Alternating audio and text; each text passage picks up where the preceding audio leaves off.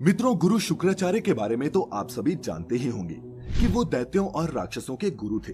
लेकिन क्या आप ये जानते हैं कि आखिर शुक्राचार्य दैत्यों, दानवों एवं राक्षसों के आचार्य कैसे बने? आज की इस वीडियो में हम आपको शुक्राचार्य के एक ऋषि से दैत्य गुरु बनने की कथा के बारे में बताने जा रहे हैं। मित्रों, पुराणों में वर्णित कथा के अनुसार शुक्राचार्य महर्षि भृगु के पुत्र और भगवान विष्णु के भक्त प्रहलाद के भांजे थे। महर्षि भृगु की पहली पत्नी का नाम ख्याति था, जो उनके भाई दक्ष की कन्या थी। ख्याति से भृगु को 2 पुत्र दाता और विदाता मिले और एक बेटी लक्ष्मी का भी जन्म हुआ। लक्ष्मी का विवाह उन्होंने भगवान विष्णु से कर दिया। महर्षि भृगु के और भी पुत्र थे, जैसे उष्णा, च्यवन आदि। माना जाता है कि उष्णा ही आगे चलकर शुक्राचार्य कहलाए। जबकि एक दूसरी कथा के अनुसार शुक्राचार्य महर्षि भृगु तथा हिरण्यकशिपु की पुत्री दिव्या की संतान थे।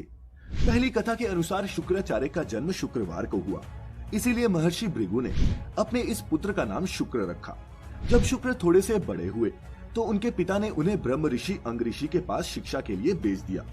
मित्रों, आपको बता दूं कि अंग ऋषि ब्रह्मा के मानस पुत्रों में से सर्वश्रेष्ठ थे और उनके पुत्र का नाम बृहस्पति था, जो बाद में देवों के गुरु बने। शुक्राचार्य के साथ उनके पुत्र बृहस्पति भी पढ़ते थे। मित्रों, ऐसा माना जाता है कि शुक्राचार्य की बुद्धि बृहस्पति की तुलना में ज्यादा कुशाग्र थी, लेकिन फिर भी बृहस्पति के अंग ऋषि के पुत्र होने की वजह से उन्हें ज्यादा अच्छी शिक्षा मिलती थी, जिसके चलते एक दिन शुक्राचार्य ईर्ष्यावश उस आश्रम को छोड़ के सनक ऋषियों और गौतम ऋषि से शिक्षा लेने लगे।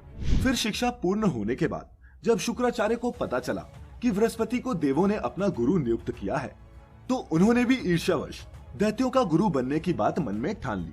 परंतु उसमें सबसे बड़ी बाधा दैत्यों के देवों के हाथों हमेशा मिलने वाली पराजय थी। इसके बाद शुक्राचार्य मन ही मन ये सोचने लगे कि अगर वो भगवान शिव को प्रसन्न करके उनसे संजीवनी मंत्र प्राप्त कर लेते हैं, तो वो दैत्यों को देवों पर विजय दिलवा सकते हैं। और यही सोचकर उन्होंने भगवान शिव की कठोर तपस्या शुरू कर दी। उधर देवों ने मौके का फायदा उठाकर दैत्यों का संहार आरंभ कर दिया। शुक्राचार्य को तपस्या में जानकर दैत्य उनकी माता ख्याति की चरण में चले गए। ख्याति ने दैत्यों को शरण दी और जो भी देवता दैत्य को मारने आता वो उसे मूर्छित कर देती या फिर अपनी शक्तियों से लकवाग्रस्त कर देती। ऐसे में दैत्य बलशाली हो गए और धरती पर पाप बढ़ने लगा।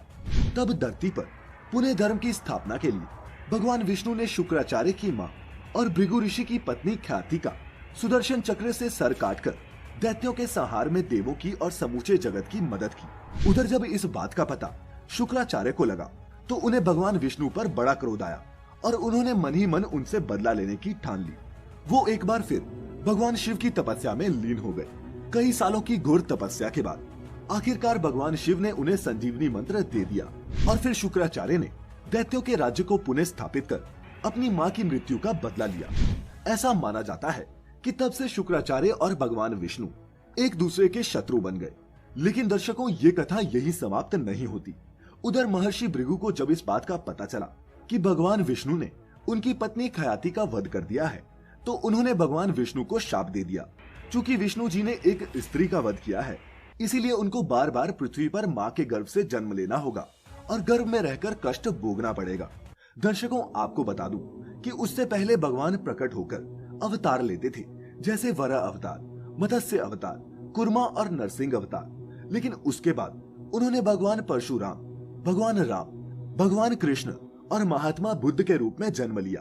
तब उन्हें माँ के पेट में कोख में रहने की पीड़ा झेलनी पड़ी।